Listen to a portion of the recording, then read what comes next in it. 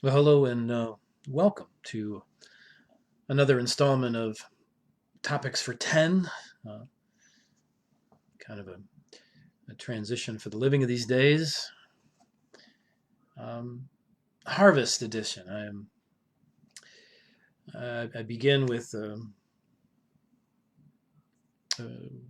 with Jesus saying, and Jesus went about all the cities and villages, teaching in their synagogues and proclaiming the good news of the kingdom, curing every disease and every sickness. And when he saw the crowds, he had compassion for them because they were harassed and helpless, like sheep without a shepherd.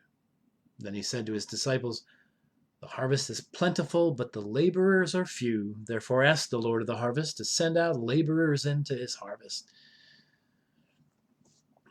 I've had that germinating in my life today because we're directing a community garden called Sacred Table.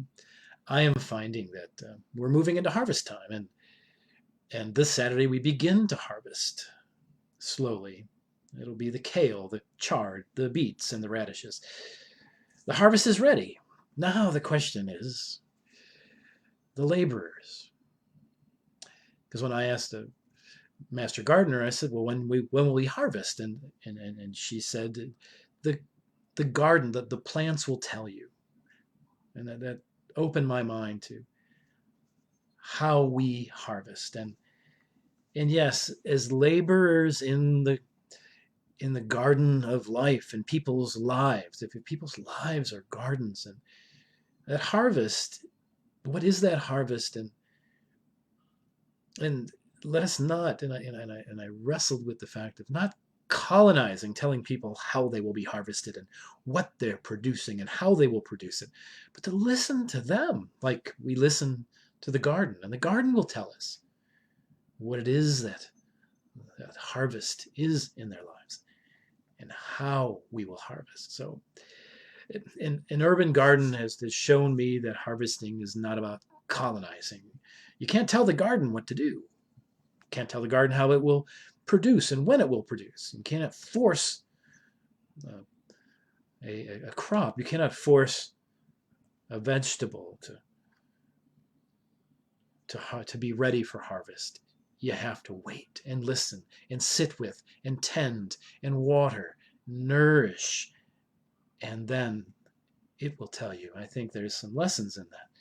And so too, how we are to share the love of God. If we are laborers in the gardens of this world, of harvest of hearts and minds and souls, then we must listen and pay attention and sit with and nurture and tend and wait and not force or demand. It's not about violence to that garden to force and because yanking out carrots prematurely or in a garden just does not set well with nourishing. Wendell Berry comes to mind, and I want to maybe share just a few thoughts from Wendell Berry before I close. And Wendell Berry is an amazing poet and writer and activist, a farmer, environmental activist.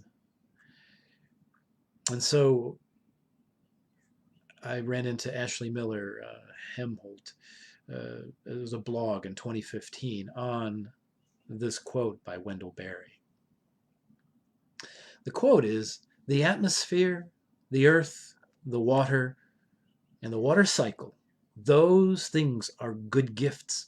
The ecosystems, the ecosphere, those are good gifts.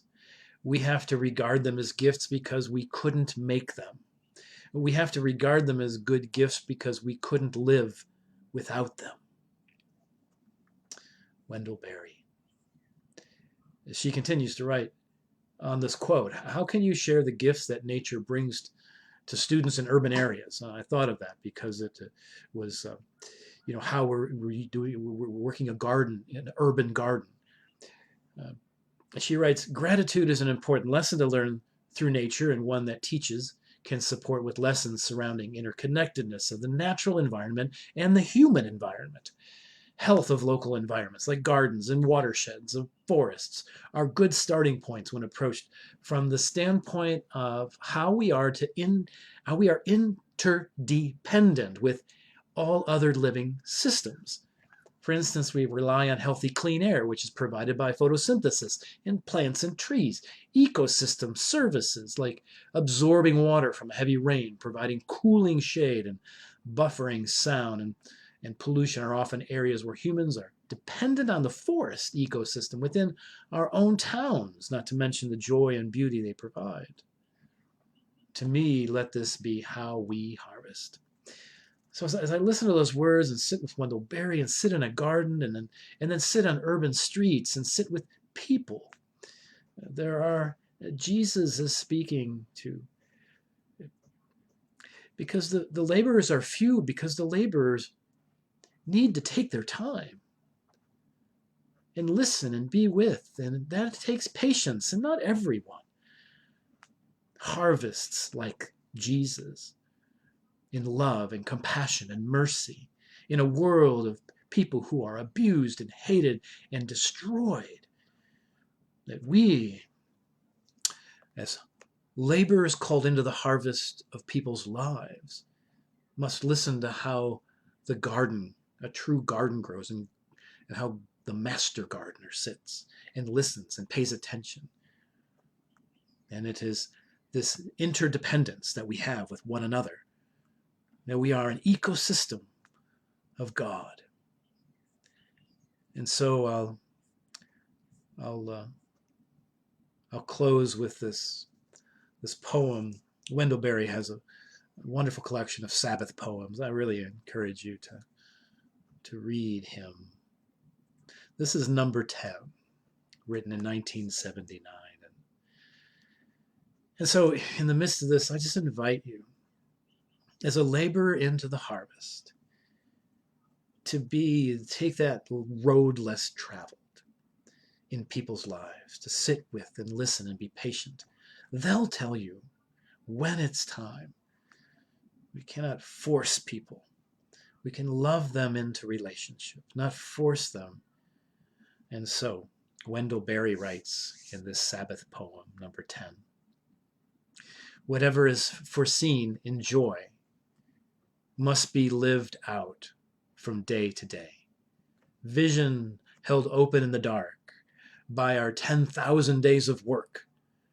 Harvest will fill the barn, for that the hand must ache, the face must sweat, and yet no leaf or grain is filled by work of ours. The field is tilled and left to grace. That we may reap, great work is done while we're asleep. When we work well, a Sabbath mood rests on our day and finds it good. And so I invite you into that time, into that liminal space. The harvest is ready. People are hungering to be loved, to be recognized. The harvest is helping people recognize the image of God planted in them, wanting desperately to grow and to fruit and to give. And so spend time with one another, tend one another, nourish one another with love and mercy and compassion and welcome.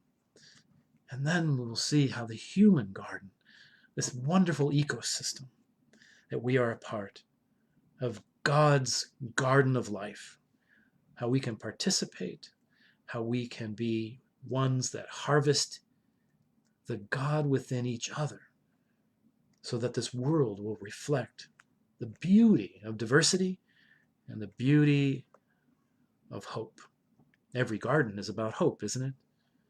As we are looking ahead to harvest this coming Saturday, which you're invited to, from 9 to 11:30, we will trim the kale and the chard and the beets and the radishes, and then we will bag them up and label them, and then we will take them to a free store, and we will give it away and share it with those who are hungering for food that nourishes and does not deplete. So Until we meet again, pray into that garden